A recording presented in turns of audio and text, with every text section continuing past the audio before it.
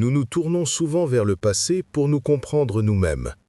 Ce soir, nous portons notre attention sur l'année 1931 et sur l'histoire solennelle d'Anna Aumüller. C'est une affaire qui nous rappelle que derrière les archives historiques se trouvent de vraies personnes, dont les vies ont été irrévocablement changées par les événements qui se sont produits. C'est leur histoire, aussi fidèlement qu'elle puisse être racontée. Vienne, au début des années 1930, était une ville à la grandeur impériale fanée, aux prises avec les dures réalités économiques de l'entre-deux-guerres. C'était un lieu de haute culture et de fermentation intellectuelle, mais aussi de désespoir silencieux pour beaucoup de ses citoyens. Dans un modeste appartement, Anna Aumüller, une femme diligente et loyale, travaillait comme femme de chambre et dame de compagnie.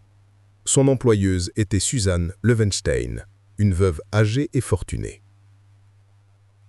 La vie d'Anna était faite de routine et de services, dédiés aux soins de son employeuse. C'était une silhouette discrète et effacée à l'arrière-plan d'une maison aisée. Mais en 1931, elle allait être propulsée au centre d'un drame glaçant, une histoire de cupidité, de tromperie et de poison. Anna Aumüller se retrouverait à lutter pour sa propre vie contre l'une des criminelles les plus calculatrices et tristement célèbres de l'histoire autrichienne. La figure centrale dans la vie de Susanne Loewenstein et d'Anna Aumüller était Martha Loewenstein. Née Martha Loewenstein, elle était la nièce de Susanne et était connue pour son charme, sa beauté et son ambition. Pour le monde extérieur, Martha était un personnage charismatique qui avait fondé un sanatorium populaire pour les gens fortunés, se positionnant comme une femme d'affaires attentionnée et compétente. Elle cultivait une image de sophistication et de compassion. Cependant, sous cet extérieur poli, se cachait une femme au passé sombre et tourmenté. Elle avait des antécédents de fraude à l'assurance, y était suivie par une série de décès suspects. Son premier mari, un jeune soldat, était mort dans des circonstances mystérieuses, tout comme un de ses enfants. Martha possédait une remarquable capacité à manipuler son entourage, utilisant son charme comme un outil pour gagner la confiance et l'accès à la richesse.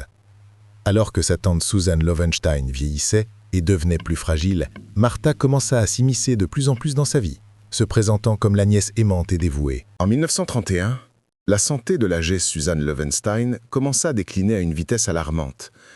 Anciennement relativement robuste pour son âge, elle commença à souffrir d'une série de maux débilitants et mystérieux. Elle était tourmentée par des douleurs à l'estomac, des vomissements et une fatigue extrême. Des médecins furent consultés, mais ils luttaient pour fournir un diagnostic définitif. Son état les déconcertait, semblant fluctuer sans cause ou raison évidente. Pendant cette période, Martha Marek devint une présence constante au domicile de sa tante. Elle prit en charge ses soins, préparant ses repas, administrant ses médicaments et gérant ses affaires. Elle rejeta les inquiétudes des autres, insistant sur le fait qu'elle prodiguait les meilleurs soins possibles à sa tante chérie. Elle contrôlait soigneusement qui pouvait lui rendre visite, isolant la vieille femme de ceux qui auraient pu remettre en question ses méthodes ou ses motivations. Pour Susanne, qui était souffrante, Martha était une présence réconfortante. Pour les autres, son contrôle devenait absolu. Observant fidèlement ce déclin se trouvait la femme de chambre Anna Aumüller. Pendant des années, elle avait été une constante dans la vie de Susanne Loewenstein et elle connaissait intimement les habitudes et la santé de son employeuse. En regardant Martha Marek prendre le contrôle de la maison, Anna devint de plus en plus mal à l'aise. Elle remarqua que la santé de son employeuse s'aggravait souvent peu après avoir mangé un repas préparé par Martha ou après avoir pris l'un des remèdes spéciaux fournis par sa nièce. Anna vit les manières subtiles par lesquelles Martha manipulait sa tante, la montant contre ses vieilles amies et consolidant sa propre influence. Les soupçons de Anna furent renforcés par l'intérêt intense de Martha pour les affaires financières de sa tante et le contenu de son testament. Elle tenta d'exprimer ses inquiétudes, mais elle n'était qu'une femme de chambre, et Martha Marek était une personnalité puissante et persuasive qui la rejeta facilement comme une servante importune. Anna se trouvait dans une position difficile et dangereuse, témoin solitaire de ce qu'elle commençait à croire être un acte lent, délibéré et sinistre. Malgré les meilleurs efforts des médecins et les soins prétendument dévoués de sa nièce, l'état de Susan Loewenstein continua de se détériorer. À l'été 1931, elle mourut. La cause officielle du décès fut répertoriée comme cause naturelle, attribuée à son âge avancé et à sa récente maladie grave. Martha Marek joua parfaitement le rôle de la nièce en deuil. Elle organisa des funérailles somptueuses et hérita de la fortune considérable de sa tante, y compris l'appartement et son contenu de valeur. L'héritage étant sécurisé, l'ambition de Martha semblait comblée. Pour Anna Aumüller, cependant, la mort de son employeuse ne fut pas une fin, mais le début d'une nouvelle terreur. Elle avait perdu son emploi et la femme dont elle s'était occupée pendant des années. Plus que cela, elle portait le lourd fardeau de ses soupçons.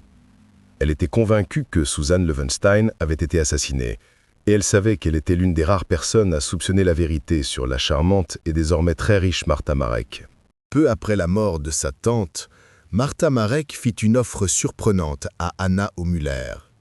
Elle invita l'ancienne femme de chambre à rester dans l'appartement, affirmant qu'elle voulait s'assurer que Anna soit prise en charge. C'était un acte qui semblait généreux en apparence, mais il était né d'un motif plus sombre. Martha ne pouvait pas se permettre d'avoir un témoin suspicieux parlant librement. Peu de temps après avoir accepté l'offre, Anna Aumüller commença à éprouver les mêmes symptômes terrifiants qui avaient affligé son défunte employeuse.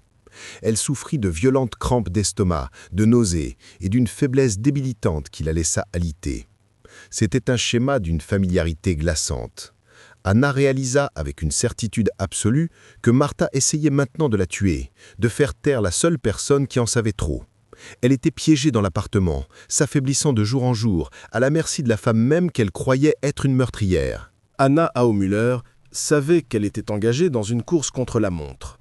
Rassemblant le peu de force qui lui restait, elle réussit à faire parvenir un message à une amie, détaillant secrètement sa maladie et ses profondes craintes concernant Martha Marek. Son amie, alarmée par cet appel désespéré, se rendit à la police. Les autorités étaient initialement sceptiques, mais les détails de l'histoire étaient assez convaincants pour justifier une enquête. Des détectives se rendirent à l'appartement et parlèrent avec Anna.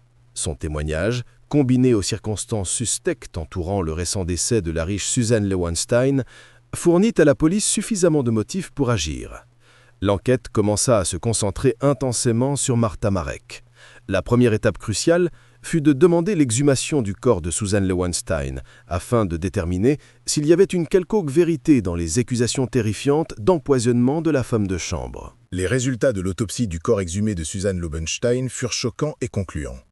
Ces restes contenaient des quantités significatives de thallium, un métal lourd hautement toxique qui était un composant courant du poison à rats. L'empoisonnement au thallium produit des symptômes presque identiques à ceux décrits par Anna Aumüller et subis par son défunte employeuse. Anna elle-même fut examinée et les médecins trouvèrent des traces du même poison dans son organisme. La police avait maintenant des preuves claires de meurtre et de tentative de meurtre. Alors qu'ils plongeaient plus profondément dans le passé de Martha Marek, un horrible schéma émergea. Ils rouvrirent les dossiers de son premier mari et de ses 2 enfants, qui étaient tous morts de mystérieuses maladies gastriques. Des exhumations furent ordonnées et dans chaque cas, les résultats furent les mêmes, des doses létales de thallium. La charmante femme d'affaires fut démasquée comme une empoisonneuse en série qui avait systématiquement assassiné les membres de sa propre famille pour des indemnités d'assurance et des héritages. Le procès de Martha Marek, en 1938, fut l'un des plus sensationnels de l'histoire autrichienne. La presse la surnomma « l'ange de la mort de Vienne » et « la sorcière empoisonneuse ». La salle d'audience était bondée alors que l'accusation présentait la preuve stupéfiante de ses crimes s'étendant sur plus d'une décennie. Le courageux témoignage d'Anna Aumüller fut central dans l'affaire. Malgré sa santé fragile, résultant de l'empoisonnement, elle monta à la barre et raconta les événements de 1931 avec des détails clairs et accablants. Elle décrivit ses observations de la maladie de Susan Loewenstein, le comportement contrôlant de Martha et son propre empoisonnement subséquent. Son témoignage fournit un puissant récit de première main qui reliait directement Martha au poison et aux victimes. Martha Marek, pour sa part, maintenait son innocence avec le même charme et la même assurance qu'elle avait toujours affichée. Mais les preuves scientifiques et le témoignage oculaire étaient accablants.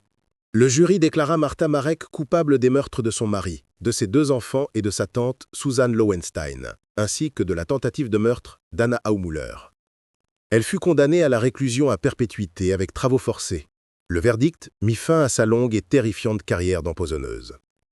L'affaire d'Anna Aumüller témoigne d'une bravoure et d'une résilience incroyables.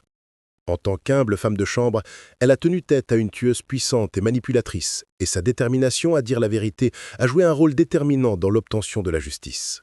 Son histoire, bien que née d'une tragédie, est finalement une histoire de survie.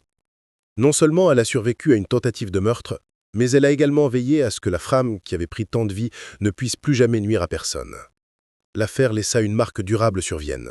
Un rappel glaçant que les secrets les plus monstrueux peuvent se cacher derrière les sourires les plus charmants. Merci d'avoir passé ce temps avec nous. Réfléchir à ces événements passés est une façon de se souvenir des individus impliqués et de l'impact que leurs histoires ont eu sur leur communauté. Si vous avez des réflexions sur le cas d'aujourd'hui, nous vous invitons à les partager respectueusement dans les commentaires ci-dessous.